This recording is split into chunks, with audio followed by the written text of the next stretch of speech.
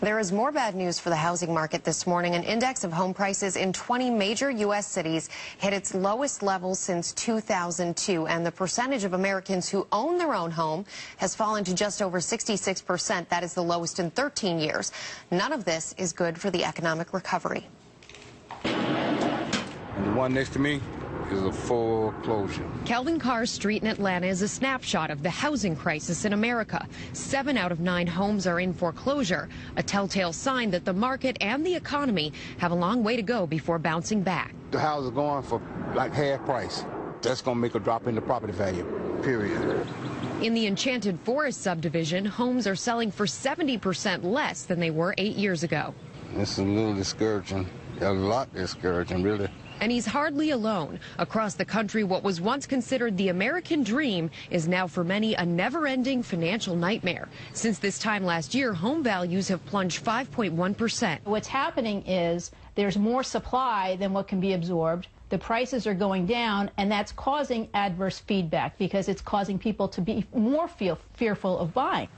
In places like San Francisco, the dreaded double dip in prices is now a reality. See, look. Where? Mark and Susan Weiss have been renting in the Bay Area since 2003. While prices are near record lows, they're afraid to buy because they don't know if the market has reached bottom yet. I don't have that much confidence that these home prices are going to start soaring anytime soon, so I really don't feel like we're missing out on anything. You could pay a lot in a mortgage, but we don't pay that much for rent, so it gives us flexibilities and the ability to go on vacations, shop, do whatever we want.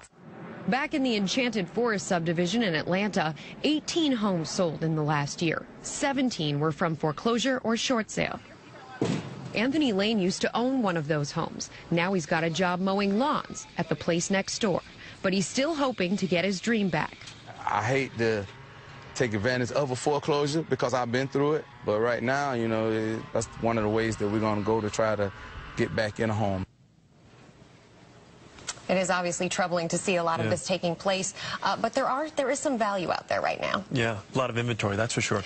The big question out there is to own or not to own, like we just saw by a number of the people here in this piece. I mean, is it really cheaper to rent than it is to buy this What's really fascinating is that in 80% of the major cities in this country right now, it's actually a better deal to buy a home than it is to rent that very home. And a lot of those places where we've seen foreclosures hit them the hardest, from Detroit to Las Vegas, Phoenix, Miami, these are places where it makes more sense to own on a month-to-month basis because you're going to pay less monthly than you would pay in rent in those cities. Yeah, additional pros to owning would be? Obviously, you see a big discount on prices right now. 31% off since 2006 is the value price of homes. In addition to that, mortgage rates are near record lows, 4.6% for a 30-year fixed-rate mortgage. It's hard to find a point in time where you could do better than that, and that certainly cuts back on the overall cost of owning a home. At the same time, you just have to do it financially in a good way, in a solid way for yourself. So many people stay on the sidelines because the market hasn't bottomed out yet, but you know what? Sometimes you just got to jump in. Stay with us. We're right back. Rebecca, thanks.